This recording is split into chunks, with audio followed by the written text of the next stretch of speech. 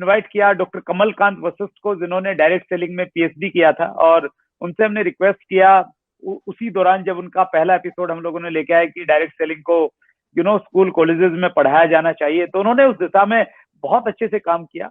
और हमारे 100वें एपिसोड में हमने इनवाइट किया था सुलूली यूनिवर्सिटी हिमाचल प्रदेश के वाइस चांसलर प्रोफेसर अतुल घोषला को, और उन्होंने पहली बार ये अनाउंस किया आपके इस चैनल पे कि वो post graduation diploma in direct selling शुरू करने जा रहे हैं। और अच्छी खबर ये है कि उन्होंने उसकी शुरुआत कर दी है।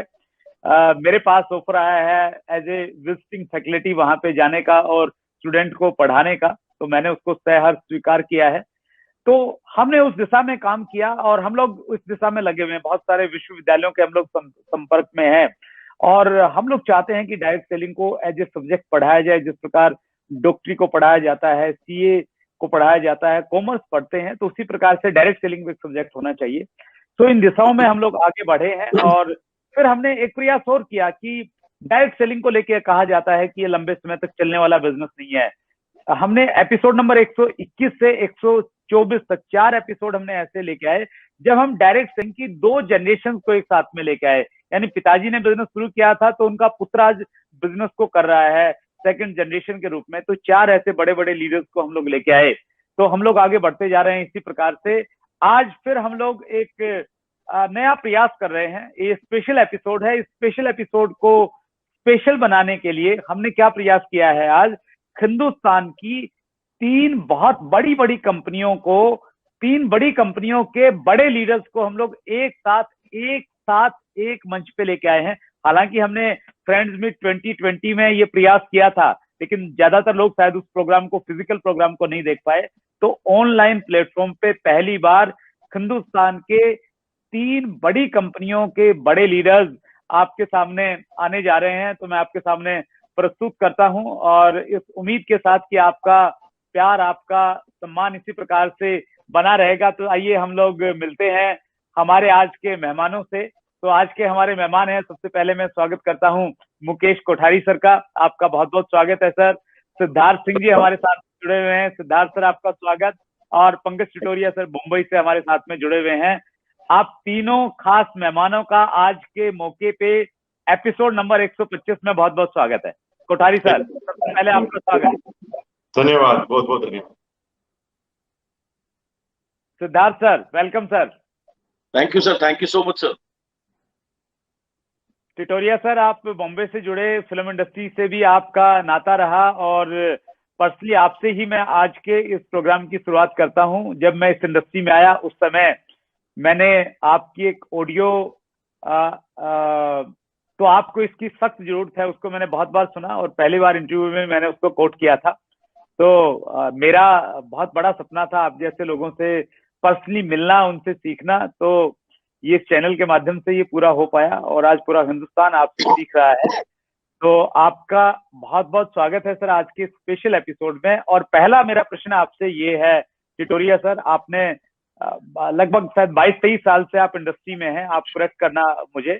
और दूसरा, आपको उस समय हिंदुस्तान में डायरेक्ट सेलिंग का भविष्य उस समय क्या दिखता था और आज 22 सालों के बाद में आपको क्या लगता है कि आने वाले समय में, अगर हम लोग आने वाले 22 सालों की बातचीत करें, तो आने वाले 22 सालों में आप इंडियन डायरेक्ट सेलिंग को कहां पे देखते हैं? Yes sir. Thank you very much.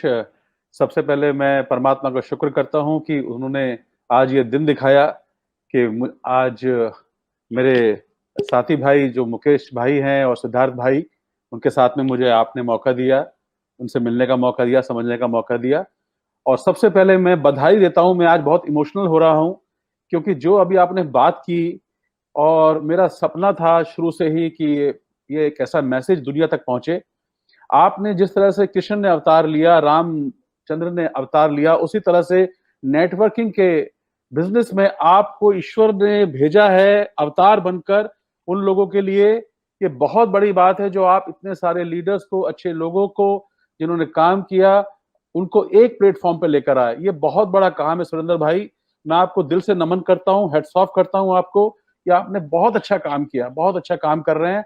परमात्मा करे आपका ये चैनल कभी, आपका ये प्रोग्राम कभी खत्म ना हो, इसी तरह से चलता रहे, इसी तरह से चलता रहे। बहुत बहुत बधाई हो आपकी पूरी टीम को।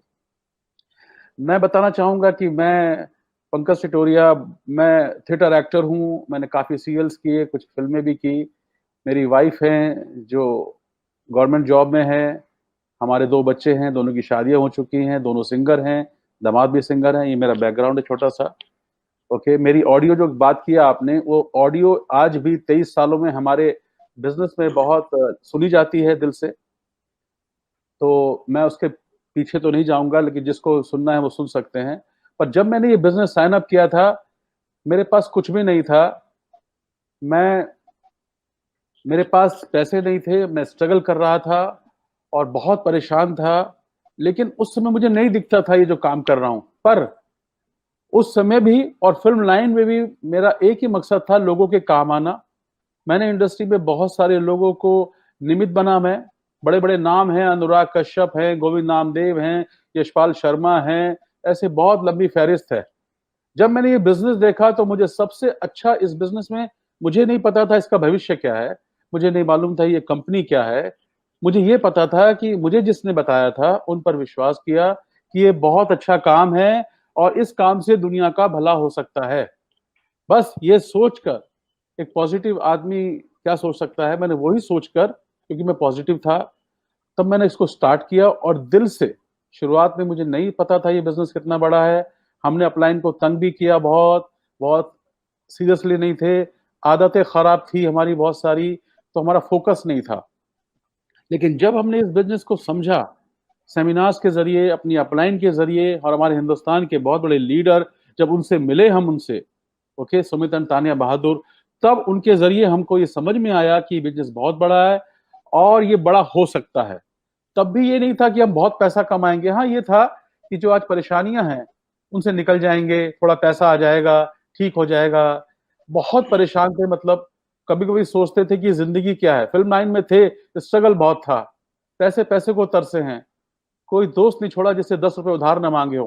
तो ये सोच के कि हमारी जिंदगी थोड़ी अच्छी हो जाए और जो आने वाले लोग इस बिजनेस में आ रहे हैं, हमारा फोकस था कि उनके ऊपर हम लोग मदद करें उनको। बस ये शुरुआत में था। लेकिन आज 23 साल बाद इस बिजनेस को मैं जब देखता हूं, इसको मैं परमात्मा का काम बोलता हूं, क्योंकि परमात्मा के नियम पर यह बिजनेस आधारित है। क्या है कि आप सबसे प्रेम करो, सबके अंदर परमात्मा का रूप देखो, सच बोलो और लोगों की मदद करो। ये जो बिजनेस का फ्यूचर जो मैं आज देख रहा हूं, कि मेरी आदतें बदली। मैंने बहुत गंदी गंदी आदतें जो मेरे अंदर थी, मैंने उनको दूर किया। शराब पीते थे, नॉनवेज खाते थे, कुछ भी नहीं आता था, कुछ भी नहीं पता था जीवन क्या है। लेकिन आज हजारों लोगों के निमित्त बन रहे हैं, हजारों लोगों ने शराब छोड़ी, वेजिटेरियन हो गए हैं, एक अच्छा इंसान बनने की तरफ अग्रसर हैं। तो हमको इस सिस्टम ने, हमको इनके सिद्धांतों ने, सिद्धांत क्या है कि दूसरों के काम आओ, आपको लोगों से बात करनी है, लोगों को मदद करनी पड़ेगी। तो आपको, मैं नहीं चाहता था कि मैं ये गंदी आदतें छोड़ूं, मैं तो चाहता था कि मैं बियर भी पीता रहूं और नेटवर्किंग भी करूंगा। लेकिन वो जब पता चला, कार्डिनल रूल्स की बात की हमारी अपलाइन में, कि आप हीरो बन जाते हैं, आप मॉडल बन जाते हैं, या दुनिया आपको देखती है एज ए हीरो, तो आपको कैसा बनना चाहिए। तो मेरे अपलाइन ने मुझे हमेशा कार्डिनल रूल्स का महत्व बताया और कहा कि इन पे अमल करोगे तो ही आप जीवन में सफल होंगे और लोग आपको फॉलो करेंगे। तो मुझे और अच्छा बनने की तरफ प्रेरित किया। और आज हम सारी बुराइयां छोड़ चुके हैं, परमात्मा से हमारी दोस्ती हो चुकी है जो पहले नहीं थी, लोगों के प्रिय बन चुके हैं, आइडल बन चुके हैं, लोगों ने हमारे फोटो अपने मंदिरों में लगा रखे हैं। ये ऊपर वाले का करम है कि उसने हमें ये बिजनेस दिया। तो आज हमें पता है कि दुनिया में नेटवर्किंग बिजनेस से अच्छा कुछ नहीं हो सकता, क्योंकि ईमानदारी, दूसरा, आप किसी का बुरा नहीं कर सकते, चाहे उसने आपके साथ बुरा किया हो, आपको भला करने का अच्छा लगता है, आप लोगों की मदद करते हैं। आज स्टूडेंट्स के लिए कितना बढ़िया फ्यूचर है। जो बच्चा, गरीब बच्चा है, पैसे नहीं है, वो आदमी एमरल्ड बन जाता है, डायमंड बन जाता है। लेडीज को जो रेस्पेक्ट नहीं मिलती थी घर में, खाना बनाओ, कभी कोई कहता भी नहीं था कि अच्छा बनाया कि नहीं, आज लेडीज को वो सम्मान है। ऐसी ऐसी गजब की महिलाएं इस बिजनेस को कर रही हैं। आज उनके थ्रू पूरी जिंदगी बदल रही है, घर बदल रहा है, सिस्टम बदल रहा है। आज जो बुजुर्ग इंसान जो कहता था बस 50 साल का हुआ और घर में बैठ के टीवी देखो, ताश खेलो या ये काम करो, आज 80 साल का आदमी, 85 साल का आदमी, 90 साल का आदमी आज इस बिजनेस को दिल से कर रहा है, दूसरों के लिए काम कर रहा है। आज उसके घर में रेस्पेक्ट है, आज वो उसका नजरिया ही बदल गया है। तो एक एक इंसान के अंदर जो भावना पैदा हुई है दूसरों की मदद करने की, है ना। आगे बात करूंगा कि किस तरह से हाईली प्रोफाइल पीपल इसमें आते हैं। या आज मैं आंकड़ों की बात नहीं करूंगा, पैसा तो बहुत है, इतना है कि आप सोच नहीं सकते, बट पैसा सब कुछ नहीं है। पैसे के अलावा जो आप बनते हैं अच्छे इंसान, आज मैं अच्छा इंसान बनने की कोशिश कर रहा हूं। मेरी टीम में जब मैं लोगों को देखता हूँ, कहते हैं मैंने तंबाकू छोड़ दिया, मैंने सिगरेट छोड़ दी, सर मैं मम्मी पापा से अच्छी तरह बात नहीं करता था, बहुएं बोलती है, मेरे सास मुझे अच्छी नहीं लगती थी, सास बोलती थी मुझे बहू अच्छी नहीं लगती थी, है ना। इस तरह के पड़ोसियों से आपका प्रेम नहीं था, एक ही बिल्डिंग में रहते हैं बंबई में, पड़ोसी को जानते नहीं है, ये कुछ भी नहीं था अच्छा। तो आज जो इस नेटवर्किंग बिजनेस से, मैं तो ये कहता था अपने सेमिनार्स में कि ये जब मैं पाकिस्तान की बात सुनता था, ये बिजनेस ओपन हो जाए हर जगह, वहां अपनी डाउनलाइन हो, यहाँ उनकी डाउनलाइन हो, तो सोचिए कि हर आदमी एक दूसरे के बारे में अच्छा ही सोचेगा, अच्छा ही सोचेगा, अच्छा ही सोचेगा। तो ये सब बातें जो है बिजनेस में बहुत कुछ है, तो जो अच्छा इंसान बनाती हैं, इसका फ्यूचर बहुत ब्राइट है। मैं ये बोलूंगा किसी को भी छोड़ना नहीं है। मंदिर का प्रसाद ईश्वर ने दिया है, जिस तरह से सबको बांटता है पुजारी, ये बिजनेस सबको दीजिए, छोड़िए मत किसी को। कैसे लाना है वो एक आर्ट है, कैसे बात करनी है वो एक आर्ट है, वो स्किल है। लेकिन जो मुझे लगता है, आज मैं आपको सुन रहा था, मैं आपको जानता नहीं था सुरेंद्र भाई, अभी मिला नहीं हूं पर्सनली आपसे, लेकिन आप जब बात कर रहे थे मेरी आंख से आंसू आ रहे थे। क्यों? आप दूसरों का सोच रहे हैं, आप दुनिया का सोच रहे हैं, आप कैसे कैसे लोगों को लाए। डॉक्टर विश्वरूप जो आज मसीहा बन चुका है, डॉक्टर विश्वरूप चौधरी आज लोगों का मसीहा है, आप उनको लेकर आए, उनकी आवाज सरकार तक नहीं पहुंच रही है, तो दुनिया के अच्छे अच्छे लोग, अच्छे प्रोफेशन के लोग आप एक प्लेटफॉर्म पर लाए, और ऐसे लाइए, हम मदद करेंगे आपको। जिस फैकल्टी की आप बात कर रहे हैं, आप हमको भी इनवाइट करिए, हमें मौका मिले तो हम भी जाकर अपना मैसेज लोगों तक देना चाहते हैं। मरते दम तक एक सपना था, ऑस्कर मिले, फिल्म लाइन में ये मिले, फिल्म लाइन में ये मिले, अब एक ही सपना है कि आप परमात्मा, जाना तो सबको है ना, लेकिन ये मैसेज दुनिया तक जितने लोगों तक पहुंचाएं, किसी को समझा रहे हो तो तेरा बुलावा आए। कोविड सिचुएशन से दुनिया डरी हुई है कि ये पेंडेमिक सिचुएशन है, क्या हो रहा है क्या नहीं, लेकिन आज नेटवर्किंग बिजनेस में आज लोग आबाद हो रहे हैं, लोगों को पैसा आ रहा है, सब धंधे बंद हैं। फिल्म इंडस्ट्री में लोगों को पैसे नहीं है, लाखों रुपए के कमाने वाले, उनके घर में राशन नहीं है, जहां पर हम निमित्त बने कि उनके यहाँ कुछ राशन की हेल्प की, दिल रोता है। तो दुनिया का बहुत बड़ा बिजनेस, महान बिजनेस, इसलिए नहीं कि पैसा बहुत है, पैसा तो आप कहीं भी कमाएंगे, पर अच्छे तरीके से, ईमानदारी से, लोगों की मदद करके, दूसरों को अपलिफ्ट करके, और हमारे गुरु का आशीर्वाद है, उनका आशीर्वाद हमेशा बना रहे। तो ये बिजनेस में जो सिद्धांत है परमात्मा के, सच बोलना सबसे बड़ी बात, मैंने सच बोलना अब स्टार्ट किया। 1 मई 2020 को मैंने कसम खाई कि मैं अब सच बोलूंगा, तब से मैं सच बोल रहा हूँ। सारी जिंदगी करप्ट से भरी थी, सारी लाइफ जो थी करप्शन था, मैनिपुलेशन था, सब कुछ था। और परमात्मा हर किसी इंसान के अंदर देखना है। हमें लोगों ने बहुत बुरा भला कहा, मेरे घर वालों ने मेरे को बुरा कहा, सब ने, लेकिन हम उनके लिए दुआ ही करते हैं। और नेटवर्किंग, आज मुकेश भाई को सुनते हैं, पूरी दुनिया सिद्धार्थ भाई को सुनती है।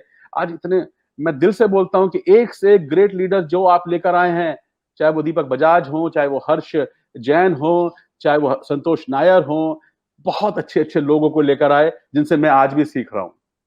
तो मैं इसको नमन करता हूं इस इंडस्ट्री को, और ये कहूंगा कि दुनिया के हर इंसान को एक बार समझना चाहिए, करना ना करना अलग बात है, प्रोडक्ट्स सेकेंडरी हो जाएंगे, सब एक ही चीज है। परमात्मा चाहता है मेरे भाई मिलकर रहें, आपस में सब प्रेम से रहें, और प्रेम बढ़ता रहे, प्रेम बढ़ता रहे, प्रेम बढ़ता रहे। प्रेम बढ़ाने के लिए दुनिया में इससे बढ़िया बिजनेस नहीं है, फ्यूचर बहुत ब्राइट है। मेरी तो यही भावनाएं हैं जो मैंने अपनी रखी आपके साथ। ग्रेट, सुपर सर, आपकी जो बातें हैं और उनमें जो इमोशंस हैं वो बिल्कुल साफ झलक रहा है। आप कितना गंभीरता से इस इंडस्ट्री को लेते हैं और कितना बड़ा बदलाव इस इंडस्ट्री ने आपकी जिंदगी में और लोगों की जिंदगी में किया है, वो अद्भुत आपकी बातों से झलक रहा है सर। कोठारी सर, मैं आपके पास में भी आना चाहता हूँ। 20 साल पहले इंडस्ट्री में क्या दिखता था और अगले 20 साल में कहाँ दिखती है सर? देखिए, डायरेक्ट सेलिंग की बात करें तो पंकज बिल्डर साहब जो हैं, उनके बारे में थोड़ा बता दूं कि मैंने मेरी लाइफ का जो पहला जो फंक्शन अटेंड किया था भीलवाड़ा राजस्थान में, पंकज सिटोरिया सर का किया था, और उन्होंने जब इस बिजनेस की गहराई बताई तो मुझे लगा कि ये इस तरह के भी क्या बिजनेस होते हैं। एक अनस माथुर साहब हैं हमारे भिलवाड़ा में, उनसे मैंने डायरेक्ट सेलिंग का पहली बार प्लान देखा और पहली सेमिनार मैंने साहब की देखी। और उस समय सिर्फ इतना लगता था कि हम अपनी कठिनाइयों से बाहर निकल सकते हैं और इसलिए इस काम को कर लेना चाहिए। पहली सोच तो ये थी। दूसरी ये थी कि जा कुछ नहीं सकता, हम यहाँ पर कोई इन्वेस्टमेंट नहीं कर रहे हैं, किसी तरह का कोई पैसा नहीं लगा रहे हैं। इसका मतलब ये है कि हमें एक्स्ट्रा काम करने से रुकना नहीं चाहिए। तो मैं अपनी प्राइवेट सर्विस के दौरान मैंने डायरेक्ट सेल को किया। बहुत बड़े सपने नहीं थे, बस ऐसा था कि भाई छोटा मोटा जो खर्चा है कुछ एडिशनल पैसा उसके अंदर आ जाए। लेकिन कहते हैं कि जैसे जैसे हम इस बिजनेस की गहराई के अंदर जाते हैं और जैसे जैसे गहराई में गए, जैसे जैसे अपलाइनों को हमें अपलाइनों का मार्गदर्शन मिला और जैसे जैसे सीनियर लीडर से हम मिलते गए, हमें पता चला कि इस बिजनेस में बेसिक क्या होते हैं, कोर क्या होते हैं, कोऑर्डिनेट रूल्स क्या होते हैं।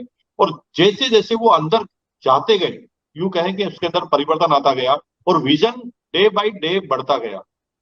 उस समय बहुत बड़ी सोच नहीं थी, लेकिन धीरे धीरे आगे बढ़ते गए, बहुत बड़ी सोच आई। आने वाले समय में क्या होगा, जो मैं वैसे तो भविष्य वक्ता नहीं हूं, लेकिन मुझे जो लगता है वो मैं आपको बता देना चाहता हूं।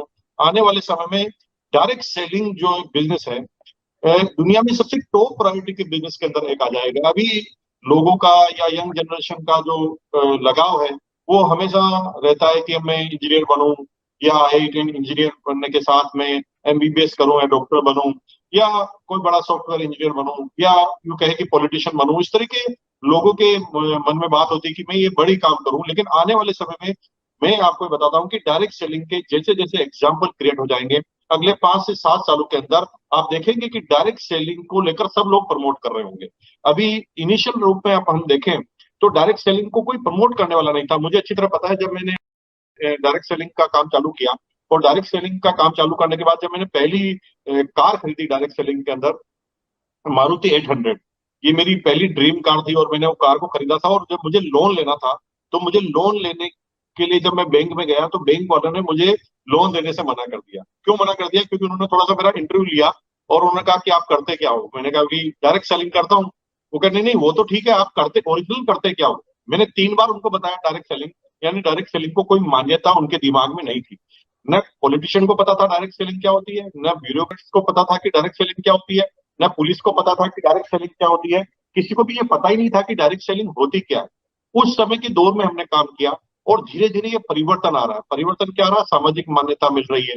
अभी डायरेक्ट सेलिंग की गाइडलाइन बनी, गाइडलाइन के बाद अभी आपने बताया कि यूनिवर्सिटी में कोर्स चालू हो रहे हैं और ये धीरे धीरे देखेंगे। अभी मैंने थोड़े दिन पहले मेरे पास एक मैसेज आया जिसमें बताया था कि कोई एमबीए की क्लास चल रही है मार्केटिंग की, उसके अंदर डायरेक्ट सेलिंग का बेकायदा पूरा चैप्टर है डायरेक्ट सेलिंग का। तो इस तरह से धीरे धीरे परिवर्तन आते आते आप क्या देखेंगे कि जैसे फिल्मों को सामाजिक मान्यता मिली, वैसे वैसे डायरेक्ट सेलिंग को सामाजिक मान्यता मिलेगी। सिटोरिया साहब है अभी फिल्म लाइन के, तो मैं बता दूं कि 70 साल पहले कोई भी सभ्य समाज का आदमी डायरेक्ट फिल्मों के अंदर अपनी बहू बेटियों को जाने नहीं देता था, क्योंकि नाचने गाने वाला काम है। लेकिन आज दुनिया का कोई आदमी ऐसा नहीं चाहता कि मेरी बेटी बड़ी एक्टर्स ने बने या एक्ट्रेस ने बने या एक्टर ने बने। ये परिवर्तन आया, ये धीरे धीरे परिवर्तन आया। जैसे जैसे सामाजिक मान्यता मिलती गई, आज फिल्मों पे यूनिवर्सिटी है, फिल्मों पे बड़े बड़े काम होते हैं, यूं कहें कि उनको बड़े बड़े सम्मान मिलते हैं। ये सामाजिक मान्यता का एक बदलाव था जो धीरे धीरे आया। और आने वाले समय में डायरेक्ट सेलिंग में यही बदलाव आ रहा है और धीरे धीरे अब लोग समझने लगे हैं। जैसे जैसे गवर्नमेंट एक्सेप्ट कर रही है, अब जज भी बनेगा तो डायरेक्ट सेलिंग का एक्ट पढ़कर, जब डायरेक्ट सेलिंग का कानून आएगा एक्ट पढ़कर वो जज बनेगा, तो पहले दिन उसे पता होगा डायरेक्ट सेलिंग क्या है। और जब भी कोई पुलिस वाला या बड़ा आईएएस अफसर बनेगा या आईपीएस आएगा तो वो डायरेक्ट सेलिंग का एक चैप्टर पढ़कर आएगा। तो धीरे धीरे जब ये मान्यता मिलना चालू होगी, मुझे ऐसा लगता है, मैंने पहले भी अपनी टेप में भी कहा है, बस अब आपके इंटरव्यू में भी मैंने बोला है कि आने वाले समय में जब लड़की वाले लड़के को देखने आएंगे ना, तो वो पूछेंगे कि आपका बच्चा क्या करता है, तो वो इनसे ज्यादा आकर्षित नहीं होंगे कि वो इंजीनियर है, डॉक्टर है, चार्टर्ड है। वो आकर्षित होंगे कि ऐसा काम जो सब कुछ एक साथ दे दे, प्यार, सम्मान, इज्जत, दौलत, शोहरत, सर्कल, सिक्योरिटी, टाइम, पैसा, ये सारी चीजें एक साथ जहां पर मिल जाएगी, वो केवल डायरेक्ट सेलिंग में होगी। और आने वाले समय में अगले 10 साल 15 साल में आप देखेंगे कि डायरेक्ट सेलिंग का डायमंड टॉप प्रायोरिटी पे होगा। डायरेक्ट सेलिंग का यह बड़ा लीडर वो टॉप प्रायोरिटी पे होगा। कोई भी बाप अपनी बेटी को वहीं पर देना चाहेगा कि वहीं पर उसको ज्यादा फ्रीडम मिलेगी। तो आने वाले समय में ये सिनेरियो बदलने वाला है।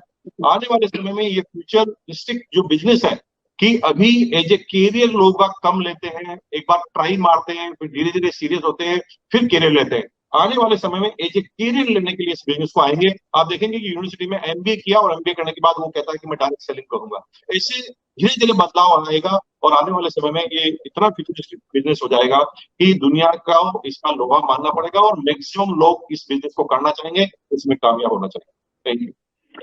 Thank you. Thank you so much Kothari sir. आपने 2040 और 42 में क्या होगा उसकी पिक्चर हमारे सामने रखी, और ये बिजनेस एक्चुअली विजन का ही बिजनेस है। जिन लोगों को 2021 में 2031 में क्या होगा वो दिखता है, वही लोग फिर किसी की परवाह नहीं करते हैं और वो बिल्कुल सबको चीरते हुए आगे बढ़ते हैं। Thank you so much Siddharth sir. आप एक बहुत बड़े एग्जाम्पल हैं सर डायरेक्ट सेलिंग इंडस्ट्री में।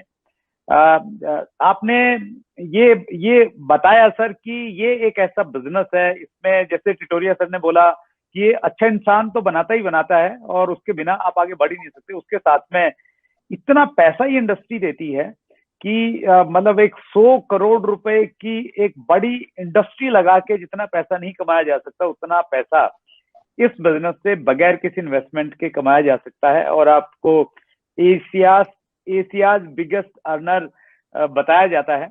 आपका विजन क्या है सिद्धार्थ सर? आपको क्या लगता है कि 20 साल बाद में मतलब इनकम कहाँ पे पहुंच जाएंगी लोगों का और क्या होने वाला है सर?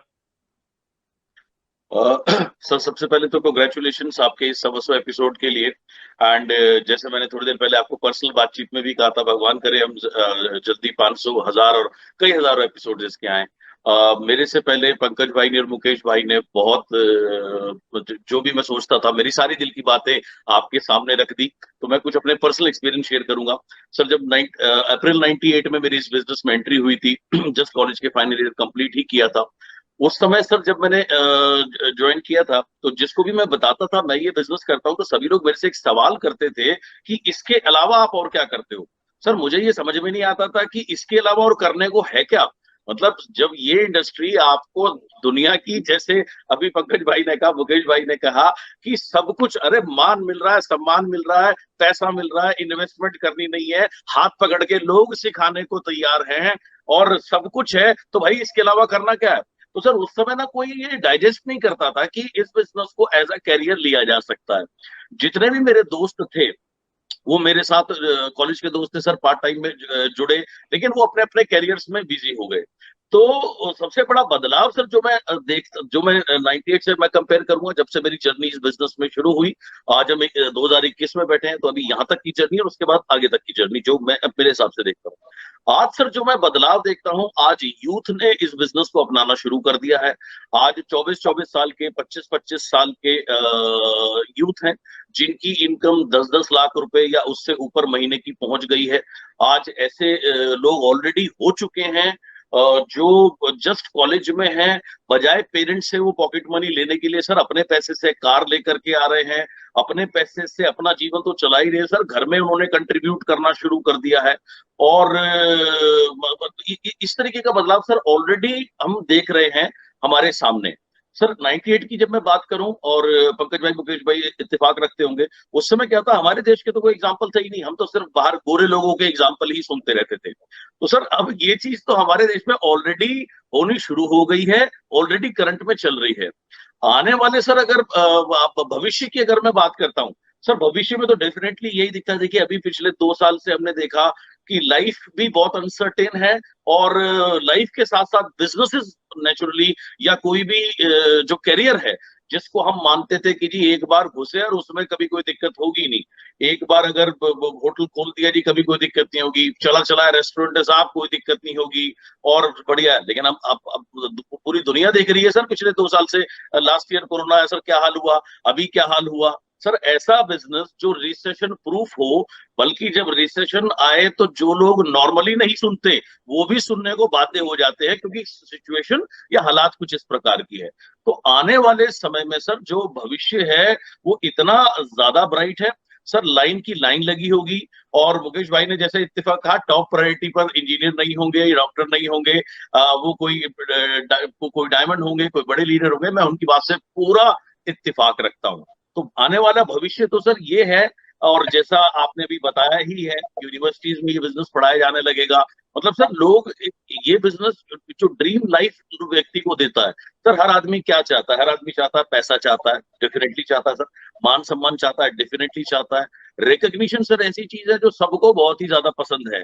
आई मीन हम तीनों से हम चारों से ज्यादा कौन जानता है कि जो कुछ बोलने के बाद जो कानों को जो तालियों मिलती है, वो तो ऐसी डोज का काम करती हैं। ऐसा मल्टीविटामिन दुनिया में कोई ना बना, ना कोई बन सकता है। तो सर ये आने वाले भविष्य में इस बिजनेस का फ्यूचर बहुत ज्यादा ब्राइट होगा। और लोग मतलब 10-10 लाख रुपए, 20-20 लाख रुपए महीना बिल्कुल एवरेज हो जाएगा इसके जरिए कमाना। एंड एक से एक बेंचमार्क सर बनते जाएंगे। एंड डेफिनेटली ये एक नंबर 1 प्रायोरिटी होगी जिसको लोग कैरियर के रूप में अपनाना चाहेंगे, क्योंकि ये एकमात्र ऐसा कैरियर है जिसमें पंकज भाई ने बिल्कुल सही कहा, जिसमें आपको ईमानदारी रखनी है, झूठ बोलने की जरूरत ही नहीं है।